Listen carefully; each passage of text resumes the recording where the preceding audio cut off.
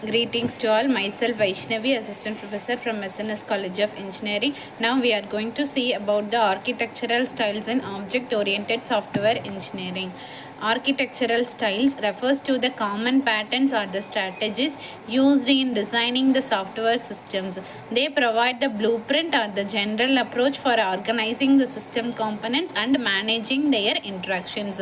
The key architectural styles in the object-oriented software engineering include the layered architecture, client-server architecture, tiered architecture, pipe and filter architecture, and model view controller.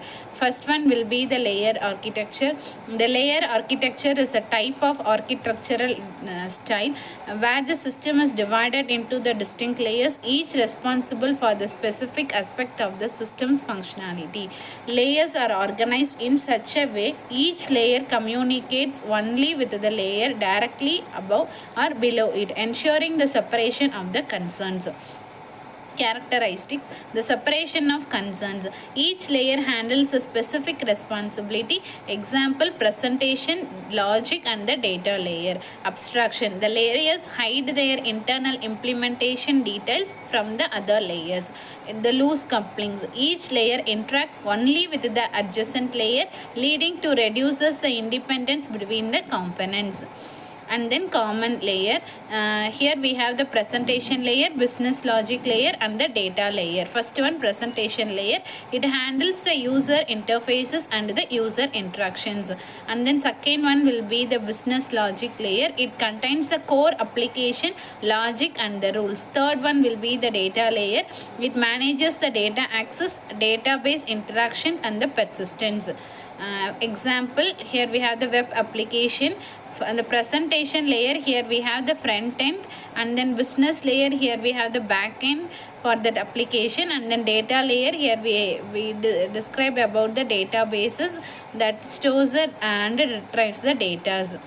Second one will be the client and server architecture, is a model where the two components, the client and the server, interact over the network.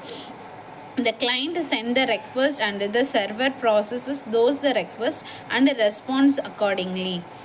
Characteristic for this client and server layer, it is a centralized server, request response mechanism, and the scalability.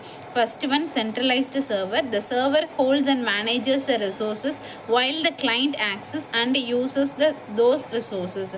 Request response mechanism, the client sends the request and the server processes them and then send the responses. Third one, scalability. The system can be scaled by adding more clients and the more servers. Example, web browsing. Here we have the client that is uses web browsers. Example, Chrome, that send the request for the web pages. And next one will be the server, the web server. Example, Apache, that handles the request and processes them and returns to the HTML content to the browser. And then third architecture will be the tiered architecture. It extends the concept of the client server by dividing the system into multiple physical the logical tiers. Typically, the system is split into the three tiers, that is presentation, business logic, and the data layer. Each tier can be deployed on the different machine or the system, making the system distributed. Characteristic, here we have the three characteristics. First one, multiple tiers. Second one, distributed systems. And then third one, communication over the network. First one, multiple tiers. At least three tiers are commonly used, that is presentation, business logic, and the data layers. In distributed system, the each tier can be reside on the different physical machines or the processes. Third one, communication over the network. The tiers typically communicate over the network.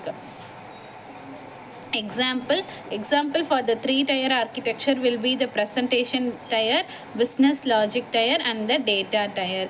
In business presentation tier, the user interfaces such as the web browser or the mobile app. And then second one, business logic tier, the application server that contains the business rules and the logics.